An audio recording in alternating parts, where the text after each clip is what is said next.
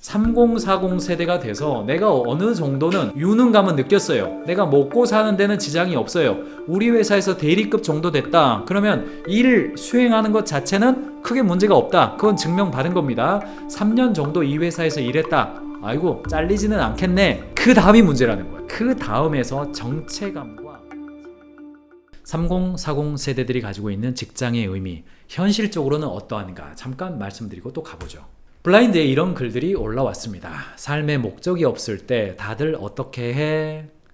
갈증을 겪고 있습니다. 삼성전자, 우리나라의 최고 기업이라고 이야기하죠. 죽고 싶다거나 살고 싶다거나 이런 우울한 감정은 아닌데 아무것도 하기 싫다는 무기력한 감정도 아닌 것 같아. 그냥 일상의 모든 게 미지근해. 목적도 없고 기대되는 것도 없어. 일에서 성취감도 없고 그냥 해오던 거 시키는 대로 하고 있고 운동도 하고 취미도 하고 그런데 뭔가 즐겁다는 감정보다는 그냥 하던 거니까 하는 것 같아. 소개팅을 해도 상대방이 싫지도 않고 좋지도 않고 그냥 뭔가 해보고 싶은 마음도 안 들어. 문득 목적도 의지도 기대도 없는 기시감이 들었어. 다들 이럴 때 어떻게 해? 그냥 지나면 되는 거야? 네, 2023년 7월 14일 삼성전자 어떤 직원이 야 배부른 소리 하고 있네 라고 말씀하실 수도 있겠습니다만 사람이라는 존재가 내가 이미 가진 것에 대해서 의미와 목적성을 발견하지 못하면 기시감이 드는 거죠. 무기력감이 들죠. 삼성전자니까 그러냐? 아니에요.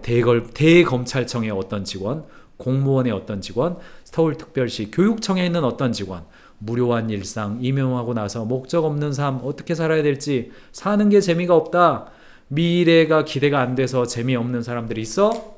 자, 3040 세대가 돼서 내가 어느 정도는 유능감은 느꼈어요. 내가 먹고 사는 데는 지장이 없어요. 우리 회사에서 대리급 정도 됐다. 그러면 일 수행하는 것 자체는 크게 문제가 없다. 그건 증명받은 겁니다. 3년 정도 이 회사에서 일했다. 아이고 잘리지는 않겠네. 그 다음이 문제라는 거예요. 그 다음에서 정체감과 친밀감을 제공하지 못하면 어려움을 겪는다. 이런 이야기입니다. 이 대목에서 여러분들은 월급 더 많이 줘야죠. 댓글 올라올 때쯤 됐는데 월급 더 많이 줘야죠.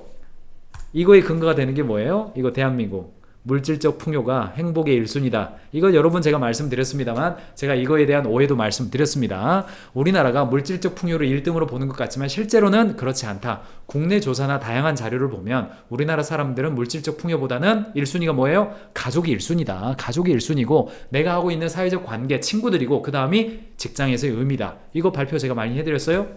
게다가 최근에 보면 엠브레인 통계 2022년 현대인의 꿈, 직무적성 원하는 만큼의 목돈 넣은 거 이게 나 미래의 꿈이다 대답한 사람 많아요. 그런데 이걸 뒤집어 보면 뭐예요? 내가 돈을 많이 모으는 이유가 뭡니까? 역설적으로 내 삶에서 정체성과 친밀감을 얻기 위한 수단으로 다른 게 잘 발견 안 되고 회사에 갔더니 돈이면 최고야 이런 식으로 말하니까 돈을 모아서 돈 자체가 목적은 아니잖아. 돈을 모아서 그거 가지고 내가 친밀감과 정체성을 느끼고 싶은 거예요. 그래서 목돈 만들기가 역대급으로 지금 중요하게 여겨지고 있다. 저는 그렇게 해석하는 편입니다. 대한민국 사람들 이렇게 목돈 만들기 돈 필요하다 하지만 그럼에도 불구하고 역대급으로 삶에 대한 만족도가 떨어져 있고 전 세계적으로 보더라도 우울증 크고 행복도 떨어져 있다. 말하게 대답하는 걸 보면 알 수가 있습니다. 직장에서의 만족도 평균은 높을까? 나우앤 서베이가 2023년 여름에 했습니다. 보니까 전체 만족도 평균 값으로 5.8점입니다. 평균이 5.8이고요. 중위값으로는 3점 몇 점 나옵니다. 보면 만족한다 별로 없습니다. 여기 높은 거 쪽이고 여기가 낮은 쪽인데 평균값이 이렇게 됩니다만 중위값으로 하면 더 떨어지죠. 삶의 만족도에서 직장이 차지하는 비중이 어느 정도냐 물어봤더니 59% 정도다. 여전히 높게 나옵니다. 여전히 높게 나와요. 그러니까 직장에서 삶의 만족이 되지 않은 상태에서 인생 전체가 만족한다? 돈 그렇게 모아봤자 뭐합니까? 돈 그렇게 모아봤자 뭐합니까? 제가 어저께 경영자 한 명 만났는데 IPO를 했습니다. IPO를 하고 돈이 1,000억 이상의 캐시가 자기 통장에 꽂혔어요. 세금 다 내고 1,000억이 꽂혔습니다. 지금 뭐 하는지 아세요? 세계여행 다니고 있습니다. 세계여행 다니고 있어요. 세계여행 얼마나 다녔을까요? 네, 한 8개월 다니니까 더 이상 재밌는 게 없대요. 그래서 저기 이탈리아 어디에다가 세컨드 하우스를 만들었대나 그 세컨드 하우스에서 세컨드 거시기도 있대나 없대나 뭐 요런 그냥 뭐 무시무시한 이야기 저한테 하던데 뭐 그게 뭐 지금 뭐 걱정 이야기 하는 건지 자랑성으로 저한테 이야기하는 건지 어떤 표정으로 들어줘야 될지 자체를 제가 결정하기 어렵더군요. 돈이 있다고 해서 돈이 많이 꽂혔다고 해서 인간이 너무너무나 좋다. 이제는 나의 인생 뭐 더 이상 걱정하지 말라. 내 영혼아 만족하라. 그게 아니란 이야기를 제가 해드리고 싶은 겁니다. 역대급으로 물질적 풍요를 얻었다라고 이야기하고 그걸 추구하지만 여전히 삶에 대한 만족도는 역대급으로 최하를 찍고 있단 말이죠. 일에 대한 만족과 불만족의 이유. 엠브레인 모니터 아까 그 조사입니다. 현재 일에 만족하고 있다는 이유를 물어봤더니 보세요. 내 능력으로 일을 해내고 있다는 자부심이에요. 이게 친밀감이거든요. 정체감과 친밀감을 동시에 느끼는 게 자부심이거든요. 내가 뭔가 제대로 일하고 있어. 나 도움되는 일하고 있어. 나 아니면 안 돼. 이게 좀 돼. 요런 게 만족하는 1순위예요. 돈 많이 줘서 아니란 말이죠.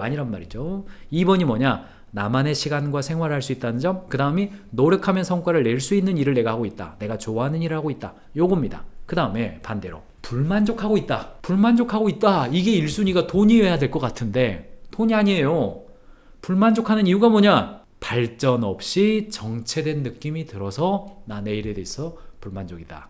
그리고 2등이 불만족스러운 소득, 급여. 3등이 일의 재미를 못 느낀다. 4등이 미래의 전망이 불투명하다. 이렇게 나옵니다.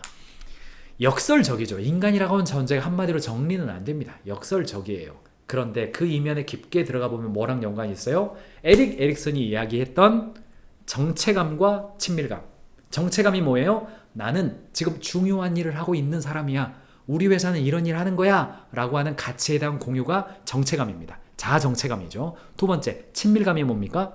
나는 내 주변에 있는 사람들에게 의미 있는 일을 하고 있어. 나는 내 주변에 있는 사람들에게 꼭 필요한 존재야. 나 때문에 내 주변에 있는 사람들이 도움받고 있어. 이게 정체감과 친밀감. 청소년기 이후부터 중년기가 될 때까지 마음속의 행복도를 좌우하는 최대 요소. 거의 변화가 없습니다. 에릭슨의 통찰이 깊은 것이 무려 100년 가까이 된 분이지만 높은 이유가 거기에 있습니다.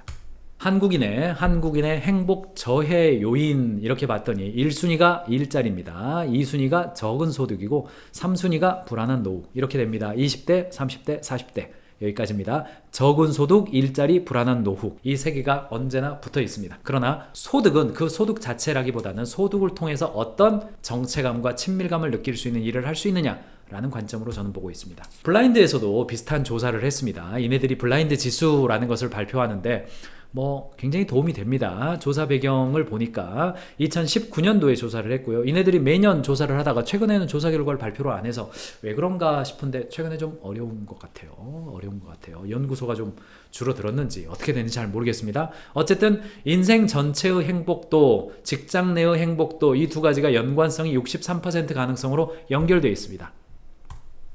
나우앤서베이에서도 직장생활 비중이 다른 삶의 만족도 비교, 삶에서 직장생활 비중이 높다고 생각하는 집단이 6.3점. 그러니까 직장생활이 나의 인생에서 아주 의미 있고 만족한다가 인생 전체에 만족한다와 가장 높은 연관성이 있습니다.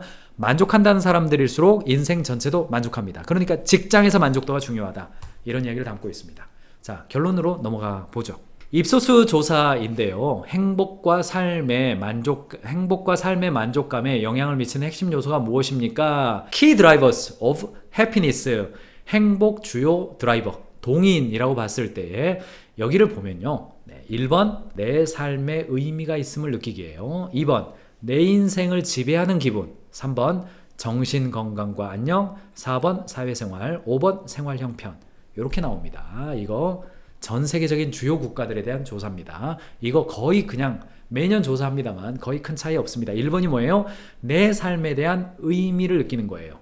Feeling my life has meaning이에요. meaning이란 단어입니다. 아까 잠깐 보여드렸습니다만 블라인드의 직장인 행복도 조사를 보더라도 직무 요인, 관계 요인, 문화 요인 이 세 가지죠. 직무 요인이 뭐랑 연계해 있어요? 정체성 연계되어 있죠. 관계 요인, 친밀감 연결되어 있습니다. 업무 자율성, 업무 중요도, 업무 의미감 이것이 행복도에 가장 영향을 미치는 직무 요인이라는 겁니다. 여러분들이 요 변수들 가장 한국적인 최근에 젊은 사람들과 연관성이 있는 변수다. 관계 요인, 상사관계, 동료관계, 직장 내 유대감, 문화 요인, 윤리, 심리적 안정감, 워라밸, 표현의 자유, 복지. 그래서 블라인드 4대 지수를 보면 직무만족, 조직몰입, 이직의도, 스트레스 이 네 가지를 보고 있습니다. 그래서 왼쪽에 있는 이 독립변수, 변인들이 오른쪽에 있는 블라인드 4대 지수와 어떤 연관이 있는지를 매년 발표해주는 요소예요. 여러 가지가 있습니다만 핵심 요소를 보니까 입사 1년을 못 가는 신입의 회사뽕, 나 여기 입사했어, 나 좋아, 요게 1년을 못 넘는다고 합니다. 만족도를 차지하는 거. 그러니까 하드웨어적인 급여가 얼마가 되고 어떤 일을 하고 회사의 명성이 어떻게 되고 이게 변하지 않는 거 있죠. 그것이 1년 못 가더라. 가장 어떤 그 변수가 되는 게 두 가지인데, 대리사원급의 만족도가 가장 낮았던 항목 뭐냐? 업무 의미감이에요. 업무 의미감이 가장 이게 문제가 되더라. 두 번째, 관계 요인으로는 뭐다? 상사관계입니다. 문화 요인으로는 윤리, 대리급 이하는 윤리고요. 사원급은 복지. 이렇게 나옵니다. 다시 한번 말씀드려서 대리부터 차장까지의 요소에 있어서 핵심이 뭐냐? 업무 의미감, 상사와의 관계, 그리고 윤리예요. 윤리는 약간 좀 별도로 보더라도 어때요? 에릭스리만한 정체성, 친밀감. 요 두 가지 키워드를 계속해서 제가 여러분들에게 끌고 가고 있습니다. 나머지 자료는 참고해서 좀 보시기 바랍니다. 결론적으로 보면 구성원이 우리 회사에서 일의 의미를 찾을 수 있도록 경영자가 소통하고 있느냐. 타운홀 미팅 때, 리더십 라운지 때, 1대1 미팅 할 때, 김대리님, 우리가 이런 일 하는데 이게 우리 회사가 없어지면 나는 괜찮고 김대리도 괜찮을지 모르겠어요. 그런데 대한민국 국민들에게 너무너무 미안해요. 우리 회사 그래서 안 할 수 없어요. 이런 이야기 좀 해보세요. 두 번째, 김대리가 하고 있는 일이 지금 이 신규 사업 개척하고 있는데 김대리가 하고 있는 일이 1년, 2년 내에 성과 안 날 수 있어요. 그런데 이 일이 뭔가 가능성만 만들어주면 나머지 50명이 3년 후에는 아마도 10명 이상 그쪽 부서로 이동하게 될 겁니다. 그 일이 너무너무나 중요합니다. 이게 뭐예요? 업무 의미감이에요. 업무 의미감. 일의 의미를 찾을 수 있게 하는 것. 두 번째, 구성원이 상사에게서 충분한 업무 지원을 받고 있는가? 세 번째, 우리 기업은 구성원의 성과가 저조할 때도 다음 기회를 부여하고 있는가? 요거를 대리에서 차장급까지랑은 계속해서 소통하시라는 이야기입니다.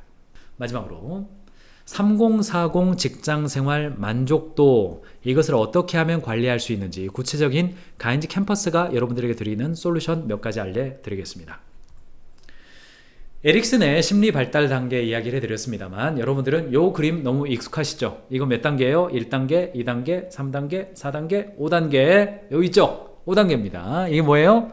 매슬로우 욕구 5단계. 아마 모르신 분 거의 없을 겁니다. 생리적인 욕구, 안전 욕구, 소속과 사랑의 욕구, 존경의 욕구, 자아 실현의 욕구 있죠? 자, 요거를 현대적 개념으로 확장해서 전 세계적이고 아주 방대한 데이터를 가지고 계속적으로 책을 써주고 있는 기관이 있어요. 어디입니까? 갤럽입니다. 구글이 아니라 갤럽에서 나온 책이 있습니다. 점점점 업그레이드 하면서 같은 내용의 책을 조금씩만 바꿔가지고 세 곳의 출판사가 동시에 발행한 리더십 앤 매니지먼트, First Break All the Rules, 유능한 관리자. 이거 같은 책입니다. 90년대 말에 발행됐고요. 2000년 초반에 발행됐고 2010년대 초반에 발행됐습니다. 각각 다른 판권을 가지고 발행한 책은 제가 볼 땐 유일한 것 같아요. 그 유명한 우리나라에는 직무 만족도 12가지 질문이라고 알려져 있는 Engagement Hierarchy라는 이 12가지의 질문이에요. 여긴 12가지 질문 좀 이따 보여드리겠습니다만 12가지 질문에 첫 번째, 내가 무엇을 얻을 수 있는가? 이게 이제 첫 번째 질문이고, 두 번째, 내가 무엇을 줄 수 있는가? 세 번째, 나는 속해 있는가? 마지막 네 번째, 나는 성장할 수 있는가? 이 네 개의 질문을 가지고 리더십 평가, 직무 만족도 평가를 전 세계적으로 방대한 조사를 하고 있는 곳이 갤럽입니다. 20년 이상 종단, 횡단 연구를 하고 있어요. 거기를 보니까 자, 요 12가지 질문입니다. 영어로 보여드렸지만은 제가 영어로 하지 않겠습니다. 한글 보겠습니다. 자, 요거는 굉장히 중요한 질문. 이건 굉장히 중요한 질문이고 좀 이따 보여드리겠습니다만 요것도 질문 3개씩 4단계로 나누어져 있어요. 그래서 베이스 캠프, 1캠프, 2캠프, 3캠프 이렇게 되어 있습니다. 잘 들어보시고요. 여러분 회사에 OX 해보시기 바랍니다. 1번, 나는 회사가 나에게 기대하는 바를 알고 있다. 자, 이 질문을 갤럽 연구원이 우리 회사의 대리부터 차장까지 딱 물었다고 가정해 보세요. 사실 1, 2, 3번은 신입사원용인데 우리 직원들에게 물었다고 생각해 보세요. 예스일까요? 노일까요? 나는 회사가 나에게 기대한 바를 알고 있다. 제 걸로 할게요. 예스예요. 전 너무나 잘 알고 있죠. 2번. 직장에서 내 의견이 중시되는 것으로 보인다. 이거 어때요? 예스와 노 해보세요. 3번. 일을 제대로 하기 위한 장비와 자료를 갖고 있다. 장비와 자료를 가지고 있다. 여기에는 노트북도 해당되고요. 소프트웨어나 사스 프로그램 다 해당됩니다. 어때요? 예스 할까요? 자, 4, 5, 6번 읽어드릴게요. 회사의 사명이나 목표가 내 업무가 중요하다는 생각을 만든다. 내가 하고 있는 일이 회사의 사명과 목표에 직결되어 있어요. 그럼 그거 yes 나오고 아닌 것 같은데? 그럼 no 나오는 겁니다.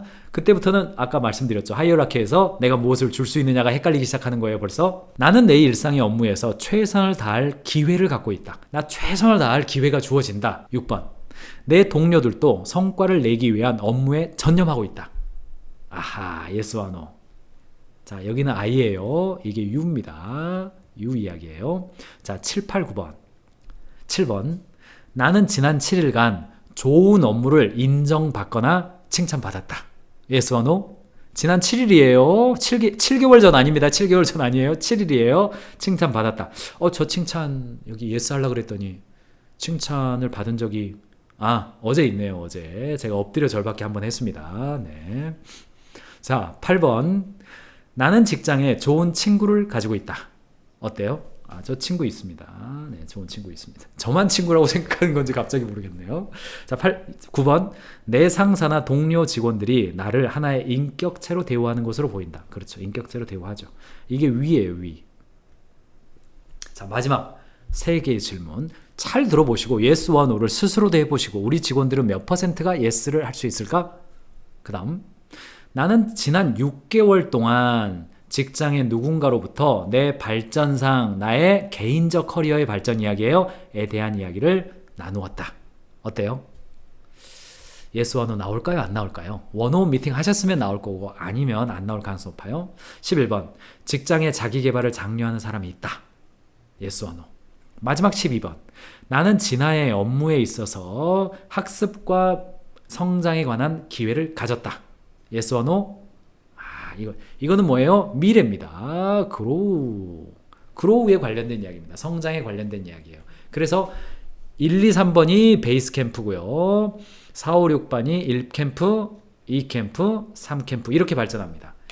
갤럽이요. 정말로 리더십과 직무 만족도를 측정할 수 있는 여러 가지 질문들이 많이 있음에도 불구하고 딱 12개로 요약해가지고요. 책에다가 설명을 해 주었으니까 이 책이 얼마나 많이 인기가 있겠습니까? 저는 그 인사팀장 시절에 이 책을요. 거의 그냥 달달달 외우다시피 안 외우면 선배들이 갈구니까 열심히 읽었죠. 거의 그냥 외웠죠. 그리고 이것을 갤럽은 12개 질문만 실제로 하는 건 아니고요. 이것을 24개, 경우에 따라서는 74개로 확장해서 조사도 하고 구체적으로 합니다. 저희도 이 12가지 질문을 가인지식으로 해석을 해서 이게 가인지로 재편이 되겠죠? 해석을 해서 24가지 질문으로 확장해서 컨설팅 들어가기 직전에 조사합니다. 그리고 3개월에 한 번씩 조사하면서 어떻게 바뀌는지 직무 만족도 관리하고 경영자에게 개선점 도출하죠. 이 뭐예요? 허리층의 등정 캠프. 핵심이 어디예요? 이게 실무진들, 여기가 허리층들, 관리자, 경영진이잖아요. 허리층에 뭐예요? 여기에요. 여기 있죠. 요게 정체감이란 말입니다. 정체감. 회사의 사명이나 목표가 내 업무가 중요하다는 생각을 갖는다. 나는 일상에서 최선의 업무를 갖는다. 내 동료들도 업무에 집중한다. 이게 에릭슨이 말한 정체감이고, 사랑이 어디 있습니까? 친밀감이 어디 있어요? 여기 있잖아요. 나는 지난 7일간 좋은 업무를 인정 칭찬받았다. 좋은 친구가 있다. 나를 인격체로 제휴한다. 요게 3년차 대리부터 7년차 차장에게 있어서까지 반드시 그렇다 나와야 되는 항목이라는 이야기입니다. 그래야 우리 회사의 허리층들이 탄탄하게 있을 수 있습니다. 허리층이 단단한 조직이 되기 위해서 해야 될 거, 저한테 오셔가지고 사람은 변합니까? 직원 교육 필요합니까? 내부에서 성장한 사람 책임자로 세워야 합니까? 새로운 사업을 위해서 외부 인재 영입해야 됩니까? 내부 인재 해야 됩니까? 직원 교육에 몇 프로 예산 써야 됩니까? 자꾸 이런 질문 하십니다. 제가 현장 질문 굉장히 많이 받아요. 이거에 대한 대답은 yes or no로 안 나옵니다. 그렇기도 하고 아니기도 한다. 이렇게 나옵니다. 상황에 따라서 다르고 회사의 발전 국면에 따라서 성장 속도에 따라서 회사가 가지고 있는 예산에 따라서 그 산업이 가지고 있는 그 인력을 확보할 수 있는 시장의 어떤 그 성장 가능성에 따라서도 달라요. 그런데 공통적인 건 하나 있어요. 사랑하는 경영자 여러분, 제 이야기를 잘 들어보세요. 역사상 알려진 사람을 키우는 두 가지 방법이 있습니다. 그 첫 번째는 소크라테스의 아카데미예요. 인식론이라고도 불리우고 안드라고지라고도 불리우죠. 커리큘럼을 만들어서 교실 교육을 통해서 지식을 전수하죠. 그래서 학자를 양성합니다. 이거는 아카데미라고 불러요. 그런데 행동론이죠. 예수님의 광야학교가 있어요. 행동론이에요. 페다고지라고도 불리우죠. 행동교육학이라고도 불리워요. 뭐예요? 개인적으로 만나서 현장에서 일하면서 교육이 일어나고 그래서 능력이 배양되죠. 그래서 그렇게 길러진 사람은 스콜라라고 부르는 게 아니라 디사이플린이라고 불리우죠. 훈련된 사람이라고 불러요. 사랑하는 경영자 여러분, 우리 회사에는 학자가 필요합니까? 제자가 필요합니까? 우리가 말하는 인재를 양성한다고 했을 때 이 인재는 학자를 의미합니까? 제자를 의미합니까? 너무나 당연하게 제자를 의미하잖아요. 대리부터 차장까지를 제자를 만들려면 뭐 하셔야 된다? 현장 교육하셔야 된다는 겁니다. 같이 동행하셔야 된다고요.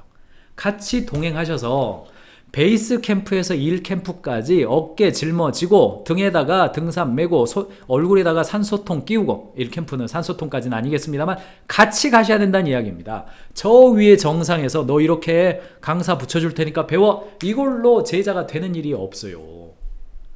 같이 동행하셔야 된다고요.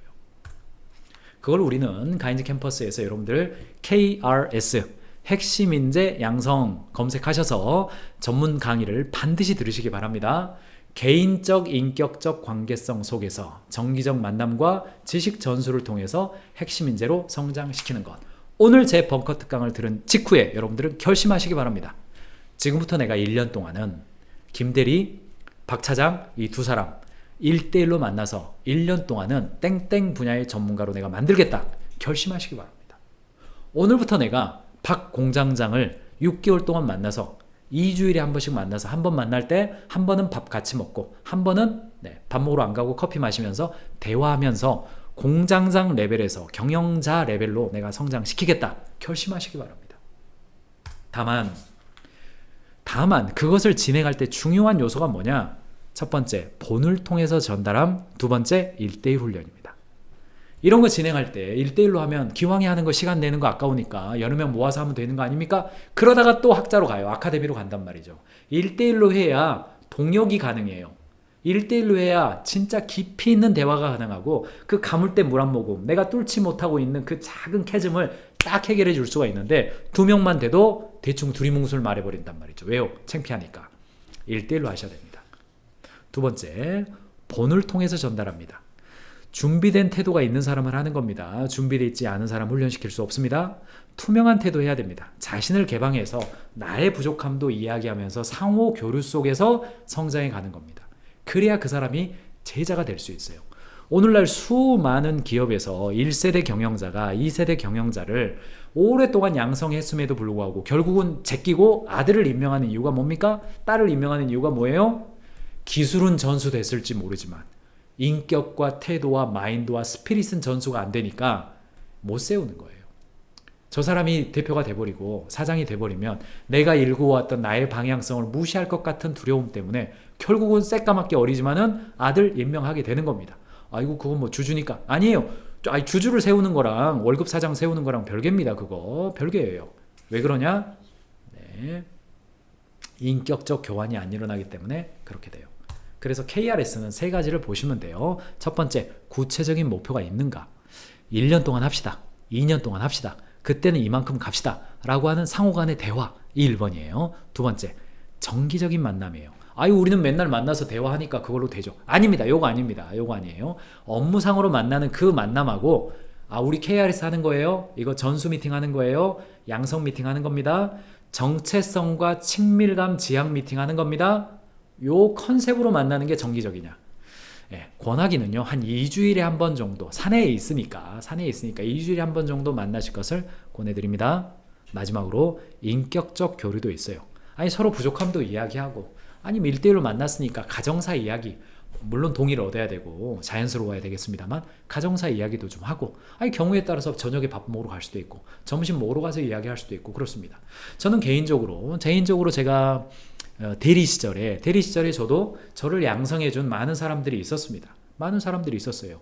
어떤 분은 저를 와서요. 아니 저한테 와가지고 우리는 1년 동안 밥이나 그냥 먹읍시다. 그래서 진짜로 2주에 한 번씩 빼먹을 때도 있긴 합니다만 1년에 진짜 한 3, 40번 정도는요. 정말 3, 40번 2주니까 한 20번 이상을 정말 밥만 먹었습니다. 롯데리아 주로 많이 갔습니다. 회사 앞에 롯데리아가 있어가지고요. 그분 생각하면 롯데리아만 생각나요. 그래서 정말 이렇게 점심 때도 가고 저녁에도 햄버거 먹으러 갔는데 그분 생각하면 롯데리아만 생각나고 그 뭐 알려준 것도 별로 없었습니다. 그분이 하시는 담당은 CS 쪽이었고 저는 당시에 이제 인사 기획 이쪽이었기 때문에 근데 개인적으로 참 좋은 분이었어요. 그리고 뭐 저도 이렇게 신혼생활 초기였는데 그분 만나면 요즘 애들이 말을 안 들어가지고 요즘 아내랑 좀 대화가 좀 이게 위험한 발언을 뭐 이런 대화를 서로 하면서 그냥 뭐 돌잔치도 같이 와주고 너무너무나 고마웠습니다. 너무너무나 고마웠어요. 근데 또 어떤 한 선배는 저한테 와서 책만 드립다 읽었습니다. 책만 드립다 읽었어요. 일주일에 2권 읽어라 그러니까 너무 힘들었어요. 괜히 핑계대고 출장 가고 싶기도 하고 막 그랬습니다. 어쨌든 막 어거지로 해서 1년에 거의 100권 이상 읽었던 것 같습니다. 그렇게 저의 실력을 늘리는 과정이 있었거든요. 근데 그분은 뭐 60살이 다 넘은 분들이에요. 제가 이야기한 분들 60세가 다 넘었습니다. 그런데도 지금도 아이고 뭐 선배님 아니면 뭐 멘토님 뭐 그때 이제 흔히 하는 표현이니까요. 멘토님 뭐 이러면서 지금도 만나면 무조건 제가 밥을 얻어 먹습니다. 뭐 경제적 상황과 무관해요. 그런 관계성이니까. 뭐예요? 인격적 교류가 있으니까 그 회사를 떠나서도 좋은 친밀한 관계가 있는 거예요. 친밀한 관계로 그렇게 되는 거죠. 네. 저는 개인적으로 그런 걸 굉장히 중요하게 여기고 그렇게 할 수 있는 기회를 제공하는 직장생활 초년기 이 3040 시대를 보냈습니다. 너무너무나 감사하고 너무너무나 감사해요. 그리고 제가 제 인생에 있어서 지금까지 살아왔지만 친밀한 분들이 많아요. 저만 친밀하다고 생각하는 건지 잘 모르겠어요. 언제든지 그 근처에 가서 전화 한 통화하면 언제든지 와가지고 밥 사줄 분들이라고 저는 믿고 있습니다. 실제로도 그렇고요. 그리고 저 역시 지금의 30대, 경우에 따라서는 20대 그런 후배들을 보면서 사랑은 내리사랑이잖아요. 받은 것을 돌려주는 사랑이 아니라 받은 것을 또 새로운 사람에게 베푸는 게 이게 사랑이죠. 진짜 사랑이죠. 아마 저에게 베푸신 분들도 제가 그렇게 하기를 원할 겁니다. 되돌려주기보다는 다른 쪽으로 흘려보내주기를 원할 거예요. 이거 회사 내에서 지식 전수할 때도 똑같은 원리 아닙니까? 경영진이 관리자에게 내리사랑을 해주면 관리자는 실무자에게 역시 내리사랑을 해준다는 이야기입니다. 요 원리를 이게 승의 원리입니다. 승의 원리, 복리의 원리입니다. 그렇게 가시기 바랍니다. 자, 요 화면 잘 보시면 요거 이제 하시란 이야기입니다. 요거 하셔야 됩니다. 경영자가 R1이라고 보면 경영자가 R1 정해서 하시고요. 그 다음에 R2 정해서 하시고 R3, R이 뭐냐? 릴레이션이에요. 그냥 릴레이션입니다. 요거를 지금 정하셔가지고 3040 세대의 정체감과 친밀감, 내가 속해 있다라고 하는 그 느낌, 그리고 나는 내 주변 사람들과 우호적이다, 나는 친밀함 속에서 일하고 있어. 요게 돼야 30대 40대 인재들이 계속해서 우리 조직 안에 머물러 있을 수 있습니다. 언제까지 연봉만 올려줘가지고 이거 연봉도 올리시기 바랍니다. 그 이야기는 따로 해드릴게요. 그것만 가지고는 안 된다. 이직한다. 잘 보시기 바랍니다. 이건 넘어가죠.